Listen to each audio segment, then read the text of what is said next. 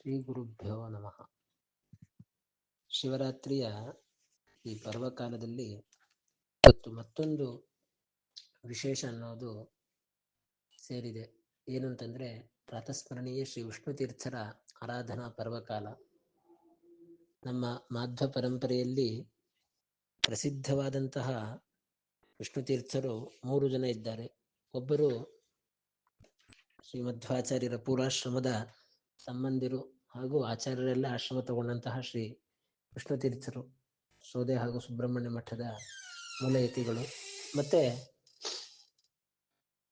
ಶ್ರೀ ವಿಜೇಂದ್ರ ಸ್ವಾಮಿಗಳು ವಿಷ್ಣು ತೀರ್ಥರನ್ನ ಹೆಸರಿನಿಂದಾಗಿ ಪ್ರಸಿದ್ಧರಾಗಿ ಮತ್ತೆ ವಿಜೇಂದ್ರ ತೀರ್ಥರಾದವರು. ಇನ್ನೊಬ್ಬರು ಮಾದನೂರು ಶ್ರೀ ವಿಷ್ಣು ತೀರ್ಥರು ಅಂತ. ಅಂತಹ ಶ್ರೀ ಮಾದನೂರು ವಿಷ್ಣು ತೀರ್ಥರ ಆರಾಧನಾ ಪರ್ವಕಾಲ. ಈ ಮಾದನೂರು ವಿಷ್ಣು ತೀರ್ಥರು ತಾವು ತಮ್ಮ ಪೂರ್ವಜರ ಒಂದು ಪುಣ್ಯ ಹಾಗೂ ತಮ್ಮ ಒಂದು ಯೋಗ್ಯತೆಯಿಂದಾಗಿ ಬಹಳ ಒಳ್ಳೆಯ ಸಾಧನೆಯನ್ನ ಮಾಡಿದವರು. ಇವರ ತಾತಂದಿರ ಹೆಸರು ತಿರುಮಲಾಚಾರ್ ಅಂತ. ಅವರು ನಿತ್ಯ ಭಾಗವತವನ್ನ ಪಾರಾಯಣ ಮಾಡ್ತಾ ಅದನ್ನು ಉಸಿರಾಗಿ ಇಟ್ಕೊಂಡಿದ್ದವರು. ಅವರ 5 ಜನ ಮಕ್ಕಳಲ್ಲಿ ಒಬ್ಬರೇನೆ ಇವರ ಪೂರ್ವಾಶ್ರಮದ ತಂದೆಯರಾದಂತಹ ಶ್ರೀ ಬಾಳಾಚಾರ್. ಅವರ ಪತ್ನಿಯ ಹೆಸರು ಭಾಗೀರಥಿ ಅಂತ. ಈ ಬಾಳಾಚಾರ ಹಾಗೂ ಭಾಗೀರಥಿ ದಂಪತಿಗಳಿಗೆ ಟೀಕಾಕೃತ್ಪಾದರ ಅನುಗ್ರಹದಿಂದಾಗಿ ಅವತಾರ ಮಾಡಿದಂತಹ ಮಗುವಿಗೇನೆ ಇವರು ಜಯತೀರ್ಥ ಅಂತ ನಾಮಕರಣವನ್ನ ಮಾಡಿದ್ದಾರೆ. ಇವರ ಅವತಾರ ಅನ್ನೋದು ಸವಣೂರಿನ ಹತ್ತಿರ ಸಿದ್ದಾಪುರ ಎನ್ನುವಂತಹ ಕ್ಷೇತ್ರದಲ್ಲಿ ಆಗಿದೆ. ಇವರು ತಮ್ಮ ಮೊದಲಿನ ಅಧ್ಯಯನವನ್ನೆಲ್ಲ ತಮ್ಮ ತಂದೆಯವರಲ್ಲೇನೆ ಮಾಡಿ ಮತ್ತೆ ಉನ್ನತ ಅಭ್ಯಾಸಕ್ಕೆ ಆಗಿನ ಕಾಲದ ದೊಡ್ಡ ವಿದ್ವಾಂಸರಾದಂತಹ ಐ ಜಿ ವೆಂಕಟರಾಮಾಚಾರ್ಯರು ಅಂತ ಪ್ರಸಿದ್ಧ ವಿದ್ವಾಂಸರು. ಅವರೇನೇ ಮುಂದೆ ಭುವನೇಂದ್ರ ತೀರ್ಥರಿಂದಾಗಿ ಆಶ್ರಮವನ್ನ ತಗೊಂಡು ಶ್ರೀ ವ್ಯಾಸತತ್ವಜ್ಞ ತೀರ್ಥರು ಅಂತ ಪ್ರಸಿದ್ಧರಾದಂತಹ ತಪಸ್ವಿಗಳು, ಚತುಶಾಸ್ತ್ರ ವಿದ್ವಾಂಸರು. ಅವರ ಪೂರ್ವಾಶ್ರಮದಲ್ಲಿ ಐ ಜಿ ವೆಂಕಟರಾಮಾಚಾರ್ಯರಾಗಿದ್ದಾಗ ವಿಷ್ಣು ತೀರ್ಥರು ತಾವು ಪೂರ್ವಾಶ್ರಮದಲ್ಲಿದ್ದಾಗ ಅವರಲ್ಲಿ ಅಧ್ಯಯನವನ್ನ ಮಾಡಿದ್ದಾರೆ. ಬಹಳ ವಿಶೇಷವಾದಂತಹ ಅವರಲ್ಲಿ ಗುರುಭಕ್ತಿಯನ್ನ ತೀರ್ಥಾಚಾರ್ಯರು ಮಾಡಿದ್ದಾರೆ. ಒಮ್ಮೆ ಗುರುಗಳು ಐ ಜಿ ವೆಂಕಟರಾಮಾಚಾರ್ಯರು ಕುದುರೆಯ ಮೇಲೆ ಒಂದು ಊರಿನಿಂದಾಗಿ ಇನ್ನೊಂದು ಊರಿಗೆ ಶಿಷ್ಯರ ಜೊತೆಗೆ ಸಂಚಾರಕ್ಕೆ ಅಂತ ಹೋಗ್ತಾ ಇದ್ದಾರೆ. ಎಲ್ಲರೂ ಕೂಡ ಪಾದರಕ್ಷೆಯನ್ನು ಹಾಕ್ಕೊಂಡಿದ್ದಾರೆ. ಆದರೆ ಜಯತೀರ್ಥಾಚಾರ್ಯರ ಹತ್ರ ಪಾದರಕ್ಷೆ ಇಲ್ಲ, ಚಪ್ಪಲಿ ಇಲ್ಲ. ಆಗ ಗುರುಗಳು ತಮ್ಮ ಒಂದು ಪಾದುಕೆಯನ್ನೇ ಕೊಟ್ಟಿದ್ದಾರೆ ಅವರಿಗೆ, ಪಾದರಕ್ಷೆಯನ್ನೇ ಹಾಕಿಕೊಳ್ಳಿ ಅಂತ. ವಸ್ತುತಃ ಮಹಾಭಾರತ ಹೇಳುವ ಹಾಗೆ ಉಪಾನಹೌಚ ವಸ್ತ್ರಂಚ ಧೃತಮನ್ಯೈರ್ನ ಧಾರಯೇತ್. ಇನ್ನೊಬ್ಬರು ಹಾಕಿಕೊಂಡಂತಹ ವಸ್ತ್ರವಾಗಲಿ ಅಥವಾ ಚಪ್ಪಲಿ ಇವುಗಳನ್ನು ನಾವು ಹಾಕ್ಕೊಳ್ಬಾರದು. ಬೇರೆಯವರು ಇನ್ನೊಬ್ಬರದ ಅಂಗಿ, ಬಟ್ಟೆ ಹಾಗೂ ಚಪ್ಪಲಿ ಇವುಗಳನ್ನು ಹಾಕ್ಕೊಳ್ಬಾರದು ಒಬ್ಬರು. ಆದರೂ ಕೂಡ ಗುರುಗಳೊಂದು ವಿಶೇಷ ಕಾರಣದಿಂದ ಕೊಟ್ಟಿದ್ದಾರೆ. ಎಲ್ಲರಲ್ಲೂ ಇದೆ ತುಂಬ ಬಿಸಿಲು, ರಕ್ಷಣೆ ಮಾಡಿಕೊಳ್ಬೇಕು ಬಿಸಿಲಿಂದಾಗಿ ಅಂತ. ಸರಿ ಅಂತ ಕೊಟ್ಟು ಅವ್ರು ಮುಂದೆ ಹೋಗಿದ್ದಾರೆ. ಊರಿಗೆ ಹೋಗಿ ಇಳಿದು ನೋಡಿದರೆ ಅವರು ಜಯತೀರ್ಥಾಚಾರ್ಯ ಅದನ್ನು ಹಾಕಿಕೊಳ್ದೇನೆ ತಲೆ ಮೇಲೆ ಇಟ್ಕೊಂಡು ಬರ್ತಾ ಇದ್ದಾರೆ.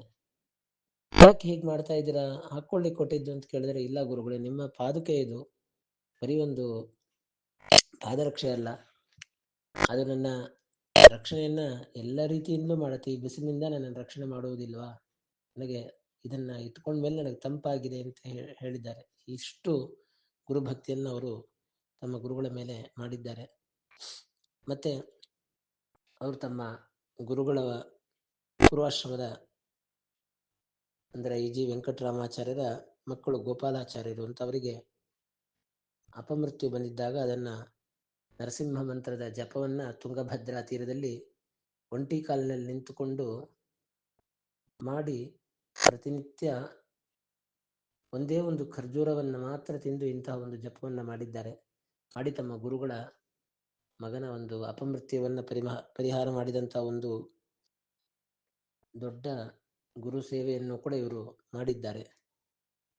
ಇಷ್ಟಾದ ಮೇಲೆ ಅವರಿಗೆ ಬಹಳ ಒಂದು ವಾರದ ಮೇಲೆ ಅವರು ಇಷ್ಟು ಜಪಗಳನ್ನು ಮಾಡಿದ್ರಿಂದಾಗಿ ಬರೀ ಖರ್ಜೂರ ತಿಂದು ದೇವಾಂಶ ಸಂಭೂತರಾದರೂ ಕೂಡ ಒಂದು ಲೌಕಿಕವಾದಂತಹ ಹಸಿವೆ ಆಗಿದೆ.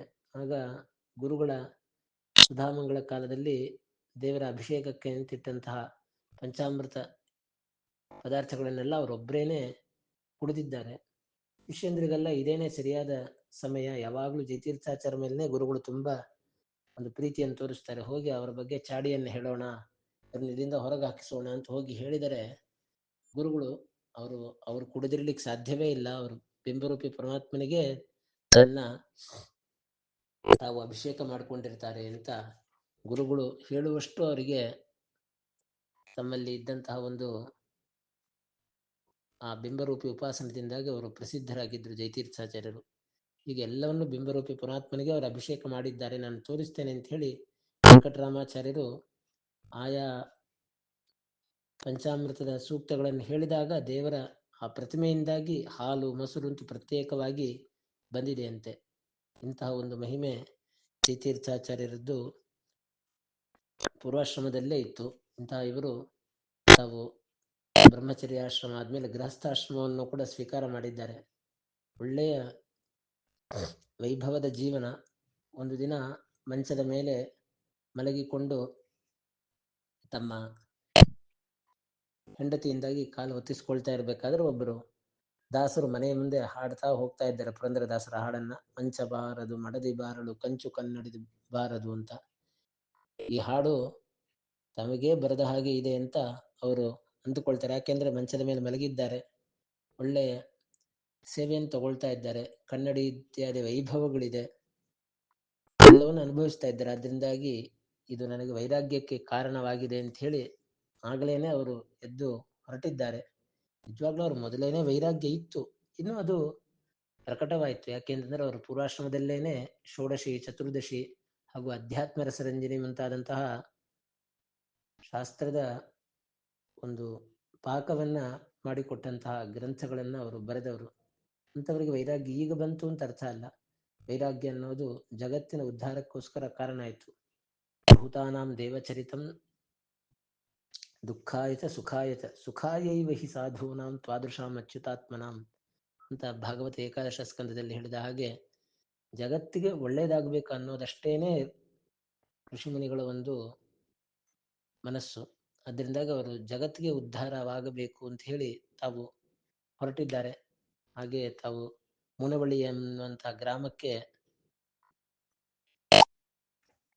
ಹೊರಟಾಗ ವಾನಪ್ರಸ್ಥಕ್ಕೆ ಅಂತ ತಮ್ಮ ಹೆಂಡತಿ ಮಕ್ಕಳನ್ನು ಕರ್ಕೊಂಡು ಹೋಗಿದ್ದಾರೆ. ಹೋಗುವ ಮೊದಲು ಒಂದು ಸಲ ಮಾಡಿದರೆ ಆಗ್ಲಿಲ್ಲ, ತಮ್ಮ ಸರ್ವಸ್ವ ದಾನವನ್ನ 3 ಸಲ ಅವರು ಸರ್ವಸ್ವ ದಾನವನ್ನ ಮಾಡಿದ್ದಾರೆ. ಮುನವಳ್ಳಿಗೆ ಹೋದವರು ವಾಪಸ್ ಬಂದು ಮತ್ತೆ 2 ಸಲ ಸರ್ವಸ್ವ ದಾನವನ್ನ ಮಾಡಿದ್ದಾರೆ. ಹೀಗೆ ವಾನಪ್ರಸ್ಥಾಶ್ರಮ ಆದ್ಮೇಲೆ ಸತ್ಯ ಪರತೀರ್ಥರಿಂದಾಗಿ ಅವರು ಆಶ್ರಮವನ್ನು ತೆಗೆದುಕೊಂಡು ಶ್ರೀ ವಿಷ್ಣು ತೀರ್ಥರು ಅಂತ ಪ್ರಸಿದ್ಧರಾಗಿದ್ದಾರೆ. ಅವರು ಪಾಠವನ್ನ ಹೇಳಲಿಕ್ಕೆ ಶುರು ಮಾಡಿದಾಗಲೆಲ್ಲ ಅಲ್ಲಿ ಟೀಕಾಚಾರ್ಯರು ಸರ್ಪರೂಪದಲ್ಲಿ ಬಂದು ಸನ್ನಿಹಿತರಾಗ್ತಾ ಇದ್ದರಂತೆ. 108 ಬಾರಿ ಸುಧಾ ಪಾಠವನ್ನು ಮಾಡಿದಂತಹ ಒಂದು ಕೀರ್ತಿ ಶ್ರೀ ವಿಷ್ಣು ತೀರ್ಥರಿಗಿದೆ. ಅವರು ಒಮ್ಮೆ ಬದರಿ ಯಾತ್ರೆಗೆ ಹೊರಡಬೇಕು ಅಂತ ಅಂದುಕೊಳ್ತಾರೆ. ಯಾಕೆಂದ್ರೆ ನಿತ್ಯ ಸುಮಧ್ವಜಯವನ್ನ 16 ಸರ್ಗಗಳನ್ನು ಕೂಡ ಪಾರಾಯಣ ಮಾಡ್ತಾ ಇದ್ದವರು ವಿಷ್ಣು ತೀರ್ಥರು ಅಂತ. ಅವರು ಬದರಿಗೆ ಹೊರಡಬೇಕು ಅಂತ 3 ಸಲ ಹೊರಟಾಗ್ಲೂ ಕೂಡ ಶೇಷದೇವರು ಅಂತಂದ್ರೆ ಟೀಕಾರಾಯರು ಶೇಷ ರೂಪದಲ್ಲಿ ಬಂದು ನೀವು ಬದರಿಗೆ ಹೋಗೋದು ಬೇಡ ಅಂತ ಸೂಚನೆಯನ್ನು ಮಾಡಿ ಕನಸಿನಲ್ಲಿ ನೀವು ಪಾಠ ಪ್ರವಚನಕ್ಕೋಸ್ಕರನೇ ಈ ಜಗತ್ತಿನಲ್ಲಿ ಅವತಾರ ಮಾಡಿದವರು, ವಿಶೇಷವಾಗಿ ಸುಧಾ ಗ್ರಂಥದ ಪಾಠವನ್ನ ಮಾಡಬೇಕು ಅಂತ ಆದೇಶವನ್ನು ಮಾಡಿದ್ದಾರೆ. ಯಾಕೆ ಅಂತಂದ್ರೆ ಇವರು ಹೋದ ಜನ್ಮದಲ್ಲಿ ಟೀಕಾರಾಯರಲ್ಲೇನೆ ಸಾಕ್ಷಾತ್ತಾಗಿ ಪಾಠ ಕೇಳಿದಂತಹ ಶಿಷ್ಯಂದರು. ಅಂತಹ ಟೀಕಾರಾಯರ ಅನುಗ್ರಹದಿಂದಾಗಿ ತಾವು ಬದರಿ ಯಾತ್ರೆಗಿಂತಲೂ ಕೂಡ ಹೆಚ್ಚಿನ ಪುಣ್ಯವನ್ನು ಇಲ್ಲಿ ಸುಧಾ ಪಾಠದಿಂದ ಪಡೆದಿದ್ದಾರೆ. ವಂದೇ ಮಂದಾಕಿನಿ ಸತ್ ಸರಿದ ಅಮಲ ಜಲ ಆಸೇಕ ಸಾಧಿಕ್ಯ ಸಂಗಮ್ ಅಂತ ಪಂಡಿತಾಚಾರ್ಯರು ವಾಯುಸ್ತುತಿಯಲ್ಲಿ ಹೇಳಿದ ಹಾಗೆ ಗಂಗಾದಿ ತೀರ್ಥಯಾತ್ರೆಗಿಂತಲೂ ಕೂಡ ಶ್ರೀಮದಾಚಾರ್ಯರ ಗ್ರಂಥದ ಪಾಠ ಪ್ರವಚನಕ್ಕೆ ಇರುವಂತಹ ಮಹತ್ವವನ್ನ ಇವರ ಮೂಲಕ ದೇವರು ತೋರಿಸಿದ್ದಾನೆ. ಅಂತಹ ವಿಷ್ಣು ತೀರ್ಥರಿಗೆ ಬದರಿನಾರಾಯಣನೇ ಒಲಿದು ಬಂದಿದ್ದಾನೆ.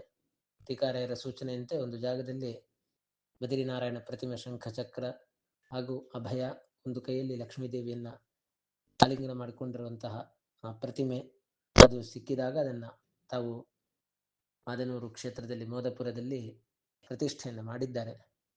ಇಂತಹ ಶ್ರೀ ವಿಷ್ಣು ತೀರ್ಥರು ತಾವು ತಮ್ಮ ಅವತಾರ ಸಮಾಪ್ತಿಯನ್ನ ಮಾಡಿ ಈ ಒಂದು ಪರಮ ಪವಿತ್ರವಾದ ಶಿವರಾತ್ರಿಯ ದಿನ ಮಾದನೂರು ಕ್ಷೇತ್ರದಲ್ಲೇನೆ ವೃಂದಾವನಸ್ಥರಾಗಿದ್ದಾರೆ. ಅವರ ವೃಂದಾವನವನ್ನು ಕೂಡ ಅವರು ಅಣ್ಣಿಗೆರೆ ಎನ್ನುವಂತಹ ಊರಿನಿಂದಾಗಿ ಅಲ್ಲಿದ್ದಂತಹ ರುದ್ರದೇವರ ದೇವಸ್ಥಾನದಲ್ಲಿದ್ದಂತಹ ಒಂದು ಶಿಲೆ, ವಿಶಿಷ್ಟ ಶಿಲೆ, ಅದರಿಂದಾಗಿ ತರಿಸಿ ಮಾಡಿಸಿಕೊಂಡಿದ್ದಾರೆ. ಆ ವೃಂದಾವನವನ್ನು ಅವರ ಪ್ರಧಾನ ಶಿಷ್ಯರಲ್ಲೂ ಒಬ್ಬರು ವೃಂದಾವನ ಸ್ತೋತ್ರವನ್ನ ಮಾಡ್ತಾ, ಈ ವೃಂದಾವನವು ಮಂದರ ಪರ್ವತದಂತೆ ಇದೆ, ಕೈಲಾಸದಂತೆ ಇದೆ ಅಂತ ವರ್ಣನೆಯನ್ನು ಮಾಡಿದ್ದಾರೆ. ಹಾಗೇನೆ ಪ್ರಾತಸ್ಮರಣೀಯ ಶ್ರೀ ವಿಶ್ವೋತ್ತಮ ತೀರ್ಥರಿಗೆ ಈ ವೃಂದಾವನವು ಕಂಡು ಅವರು ಅದನ್ನ ದಾಖಲು ಮಾಡಿದ್ದು ಕೂಡ ಇದೆ. ಇಂತಹ ಈ ವಿಶಿಷ್ಟವಾದಂತಹ ಭಗವಂತನ, ಪ್ರಾಣದೇವರ ಹಾಗೂ ರುದ್ರದೇವರ, ಶ್ರೀಕಾರಾಯರ, ರಾಯರ ಎಲ್ಲರ ಸನ್ನಿಧಾನದಿಂದ ಕೂಡಿದಂತಹ ಒಂದು ವೃಂದಾವನ ಶ್ರೀ ವಿಷ್ಣು ತೀರ್ಥರ ವೃಂದಾವನ. ಇಂತಹ ವೃಂದಾವನದ ಸೇವೆಯಿಂದಾಗಿ ಜನರು ಎಲ್ಲ ಅಭೀಷ್ಟಗಳನ್ನು ಕೂಡ ಪಡೀತಾ ಇದ್ದಾರೆ. ಅದಕ್ಕೆ ಇಂದಿಗೂ ಕೂಡ ಅವರಿಂದಾಗಿ ಅನುಗ್ರಹೀತರಾದಂತಹವರೇನೆ ಸಾಕ್ಷಿ. ಇಂತಹ ಜ್ಞಾನಿಗಳು ಜಗತ್ತಿನ ಉದ್ಧಾರಕ್ಕೋಸ್ಕರನೇ ಮಾಡಿದಂತಹ ಗ್ರಂಥಗಳು ಷೋಡಶಿ, ಚತುರ್ದಶಿ, ಅಧ್ಯಾತ್ಮ ರಸರಂಜನೆ ಎನ್ನುವಂತಹ ಒಂದು ಬಿಂಬರೂಪಿ ಪರಮಾತ್ಮನ ಉಪಾಸನೆಯ ಕ್ರಮವನ್ನ ಬಹಳ ವಿವರವಾಗಿ ಹೇಳುವಂತಹ ಗ್ರಂಥಗಳು. ಮತ್ತೆ ಬೆಳಗ್ಗೆಯಿಂದ ರಾತ್ರಿಯ ತನಕ ನಾವು ಹೇಗೆ ಕಾಲವನ್ನು ಕಳೆಯಬೇಕು ಅಂತ ಹೇಳುವಂತಹ ಆಜ್ಞಾಪತ್ರ ಎನ್ನುವಂತಹ ಗ್ರಂಥ, ಹಾಗೂ ಸುಮಧ್ವಜಯದ ಒಂದೊಂದು ಸರ್ಗಕ್ಕೂ ಕೂಡ ಫಲವನ್ನು ಹೇಳುವಂತಹ ಒಂದು ಗ್ರಂಥ, ರಮಾಸ್ತೋತ್ರ, ಮತ್ತೆ ಕೃಷ್ಣಾಷ್ಟಕ, ಶ್ರೀಕಾರಾಯರ ಸ್ತೋತ್ರ, ಸುಧಾ ವ್ಯಾಖ್ಯಾನ, ತತ್ವಪ್ರಕಾಶಕ ವ್ಯಾಖ್ಯಾನ, ನ್ಯಾಯಸುಧಾ ಸ್ತೋತ್ರ, ಹೀಗೆ 20ಕ್ಕೂ ಹೆಚ್ಚಿನ ಗ್ರಂಥಗಳನ್ನು ಬರೆದು ಸಾಧಕರಿಗೆ ಮಾರ್ಗದರ್ಶನವನ್ನು ಮಾಡಿದಂತಹ ಮಹಾಜ್ಞಾನಿಗಳು, ತಪಸ್ವಿಗಳು, ರುದ್ರಾಂಶ ಸಂಭೂತರೆಂದೇ ಪ್ರಸಿದ್ಧರಾದಂತಹ ವಿಷ್ಣು ತೀರ್ಥರ ಈ ಆರಾಧನಾ ಪೂರ್ವಕಾಲದಲ್ಲಿ ನಮಗೂ ಒಳ್ಳೆಯ ಜ್ಞಾನಭಕ್ತಿ ವೈರಾಗ್ಯಗಳನ್ನು ದಯಪಾಲಿಸಲಿ ಅಂತ ಪ್ರಾರ್ಥನೆಯನ್ನು ಮಾಡ್ತಾ, ವಿಷ್ಣುತೀರ್ಥ ಕಲ್ಪವೃಕ್ಷೋ ವಿಷ್ಣುತೀರ್ಥಶ್ಚ ಕಾಮಧುಕ್ ಚಿಂತಾಮಣಿರ್ ವಿಷ್ಣುತೀರ್ಥೋ ಯತೀಂದ್ರ ಸರ್ವಕಾಮದಃ. ಶ್ರೀಕೃಷ್ಣಾರ್ಪಣಮಸ್ತು.